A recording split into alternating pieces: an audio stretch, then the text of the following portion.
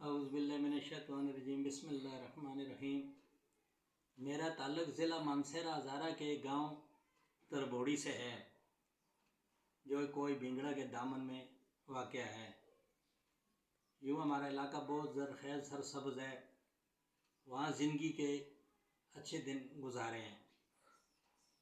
اب پرانے لوگ جو ہیں مر گم گئے ہیں، ان کے لیے دل بہت اداس رہتے ہیں اکثر۔ اچھے لوگ یعنی اس دنیا سے رخصت ہو گئے، تو اس علاقے کے حالات کو دیکھ کر کے دل بہت پریشان ہوتا ہے کہ یہ علاقہ مہر و محبت امن کا گہوارہ تھا۔ اب کافی حد تک اس علاقے میں مہر و محبت یہ چیزیں ختم ہو گئی ہیں، یعنی امن بھی درہم برہم ہو گیا ہے۔ وہ دور اس طرح کا آ گیا کہ ہر انسان اسی کشمکش میں لگا ہوا ہے کہ میں اس سے آگے نکل جاؤں، آگے نکلنے کی دوڑ میں ہر کوئی لگا ہوا ہے۔ کس کے پاس اتنا ہے، میرے پاس کیوں کم ہو، میں اس سے زیادہ کیوں نہیں کما لوں۔ کوئی کسی کو پاس کوئی ایک چیز ہوتی ہے، دوسرا دو کی طلبگار ہو جاتا ہے کہ میرے پاس یہ ہو۔ دو حقیقت جو وہاں دل برے کرنے کا سب سے بڑا جو معاملات ہیں وہ یہ ہیں کہ ساری دنیا برابر نہیں ہے، اچھے لوگ بھی بہت ہیں، اچھے لوگوں کی بھی کمی نہیں ہے، لیکن اپنے ارد گرد آپ نشاندہی کرنا کہ آیا کہ جو میں بات کر رہا ہوں یہ درست ہے یا کہ غلط ہے، ارد گرد بھی دیکھنا۔ بعض گھروں کو عورتوں نے یہاں تک خراب کر دیا، یعنی اپنے خاوند کو بھی اس کی دنیا نہ چھوڑی اور نہ آخرت چھوڑی، اس کو بھی خراب کر دیا۔ جب وہ شادی کر کے اس کو لایا جاتا ہے تو وہ اپنے خاوند کو اپنے کنٹرول میں رکھنے کے چکروں میں سارے معاملات کو درہم برہم کر دیتی ہے، دلوں کو خراب کر دیتی ہے، یعنی گھر والے کو اپنے بھائیوں کی طرف متنفر کر دیتی ہے اور اپنے بھائیوں کو ان کی طرف قریب کرنے کی کوشش کرتی ہے، جس میں وہ اکثر کامیاب ہو جاتی ہیں۔ اب گھر والا واپس آتا ہے، تمہارے بھائی نے یہ کیا تھا، وہ کیا، یہ کیا، ہمارے بچوں فرسٹ آئے ان کو مبارکباد نہیں دی ہے، اور ہمارے کو اس بات کی مبارکباد نہیں دی ہے، منگنی کی مبارکباد نہیں دی ہے، اور بچے امتحان میں پاس ہوئے ہیں، انہوں نے اتنے زیادہ نمبر لیے ہیں تو ہمیں مبارکباد نہیں دے۔ وہ اللہ کے بندو حالات پہ غور کرو، جس پہ آپ گلہ شکوہ کر رہے ہو وہ کس پوزیشن میں ہے وہ تو ہم لوگ جیسے مجھے ہی لے لو، حالانکہ میری اولاد نہیں ہے، اللہ کا شکر ہے اچھا وقت گزر رہا ہے۔ اب ہم آج کھاتے ہیں تو کل کا اللہ مالک ہے، اس طرح زندگی گزار رہے ہیں، نہ ہمارا کوئی بینک بیلنس ہے نہ ہمیں ضرورت ہے، اس طرح زندگی گزار رہے ہیں، آج کھایا کل کا اللہ مالک ہے۔ میرے جیسا بندہ تو یہ دعا کرے گا یا اللہ آج پیٹ بھر کے دیا کل بھی دینا، ہمیں کسی کی مبارکبادوں گا یا کیا اس میں ہمارے ساتھ کیا ہوگا۔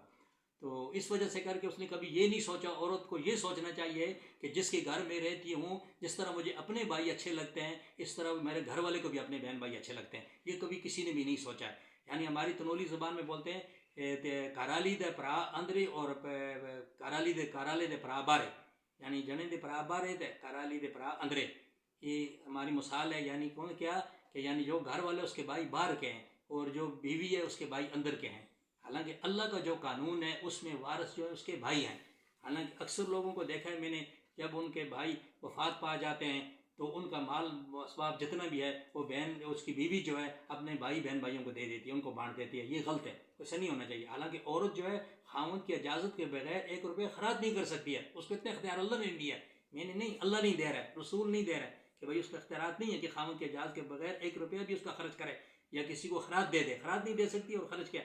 تو خاوند وہ اس کا سربراہ ہے، اس کے گھر کی وہ چوکیدار ہے عورت، تو اس میں وہ کوئی بہت بڑی خیانت کرتی ہے۔ اور بعض جگہ میں ایسے دیکھا عورتوں کو انہوں نے اپنے بھائیوں کو اتنا رتبہ دیا ہوا ہے، ان کے کہنے کے بغیر اس کے گھر میں کوئی چڑیا پر نہیں مار سکتی ہے، تو بھائی حسد کی نگاہ سے دیکھ کر کے اٹھ کے چلے جاتے ہیں۔ وہ پھر بھائیوں کی آپس میں نفرت بڑھتے بڑھتے کہ بھائی یہ بیوی کی بات مان رہا ہے، جائز بات مانے، ناجائز بات کو کیوں مان رہا ہے، پھر وہ جائز ناجائز کو پھر عورت جہاں جاتی ہے تعریفیں کرتی ہے، میرا خامد جی میرے بغیر دوسری بات نہیں کر رہا ہے، حتیٰ کہ دین کے بارے میں بھی وہ جو اپنی بیوی سے پوچھ کے کام لے رہا ہے۔ اللہ کے بندے اس کو دین کا پتہ بھی ہے یا کہ نہیں ہے۔ بعض عورتیں جو انہیں سامنے نہیں آتی ہیں میدان میں، پیچھے ہٹی ہوتی ہیں، گھر والے کو منہ کے آگے دیتے وہ جی میں تو کسی کو کچھ بولا ہی نہیں ہے، وہ میں نے کسی سے کیا، میں نے کبھی کسی کو کچھ بھی نہیں بولا، میں تو دل کی صاف ہوں۔ حالانکہ اس کو گھر والے کو بیڑا غرق کر کے رکھ دیا، اس کو منہ کے آگے دیا ہوا، بھائیوں سے بھی بول لڑ رہا ہے، ماں باپ سے بھی بول لڑ رہا ہے، اپنی آخرت برباد کر رہا ہے۔ کیا لڑ رہا ہے؟ اپنی آخرت برباد کر رہا ہے۔ تو میری لہٰذا لوگوں سے یہ گزارش ہے کہ ایک ہی بات پہ غور کریں۔ اگر کوئی عورت اس بات پہ غور کرے کہ جیسے میں اپنے بھائیوں کے گھر میں جا کے دعوے رکھتی ہوں،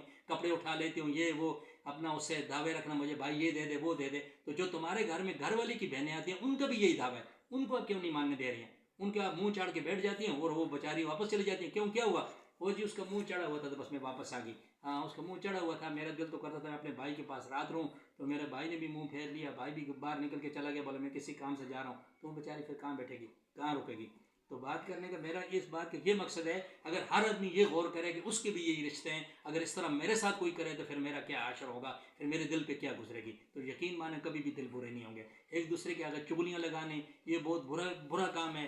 کسی کے دل برے کرنے یہ بہت برا کام ہے۔ اللہ رسول اس سے منع فرماتے ہیں، اللہ رسول محبت کرنے کو ترغیب دیتے ہیں۔ اللہ رسول کہتے ہیں کہ ایک بیمار ہے اس کو دیکھنے کے لیے جاؤ، 70 فرشتے تمہاری مغفرت کی دعا کرتے ہیں، ہم اس کو لینے بھی کوئی بھی قبول نہیں ہیں، ہم اس سے بھی ہٹ گئے ہیں۔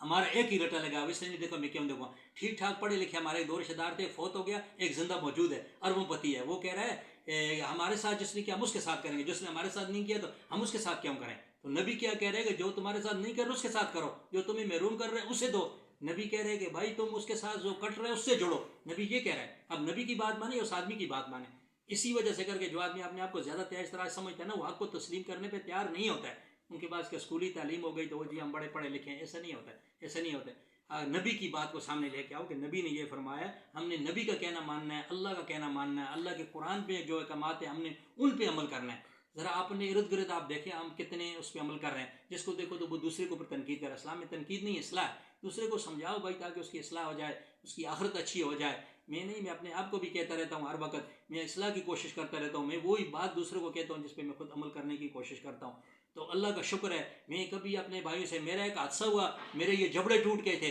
میرا سگا بھائی مجھے دیکھنے کے لیے نہیں آیا تو میری بیوی نے کہا کوئی بات نہیں، تمہارا بھائی ہے، یہ کتنی بڑی بات ہے، جبڑے ٹوٹے ہیں، جبڑے لوہے کی طرح ہوتے ہیں، نہیں ٹوٹ رہے، ہاں وہ ٹوٹ گئے تھے حادثے میں، موٹر سائیکل پہ میرا حادثہ ہوا، میرا سگا بھائی مجھے دیکھنے کے لیے نہیں آیا، یہ کتنی افسوسناک بات ہے۔ وہ اتنا پڑھا لکھا ہے، اس کو بھی دین کا پتہ ہے کہ 70,000 فرشتے دعا کرتے ہیں، اس نے بھی ان کو مصرات کر دیا بھائی چھوڑ دو، ہاں مجھے ضرورت نہیں ہے، لیکن میرا دل اس کے خلاف بھی نہیں ہوا، آپ یقین مانے بالکل خلاف نہیں ہے، نہ میرا اور نہ میری بیوی کا۔ بیوی یہی کہتی ہے تمہارے بھائی ہیں، کوئی مسئلہ کوئی بات نہیں، تمہارے بھائی ہیں، یہ ان کی اولاد ہے۔ تو اللہ تعالیٰ سب کو ہدایت دے، ہمیں بھی ان کو بھی جن کے دل خراب ہیں اللہ تعالیٰ ان کو اچھے کرنے کی توفیق عطا فرمائے۔ ربنا ظلمنا انفسنا وان لم تغفر لنا وترحمنا لنكونن من الخاسرین وما علینا الا البلاغ المبین۔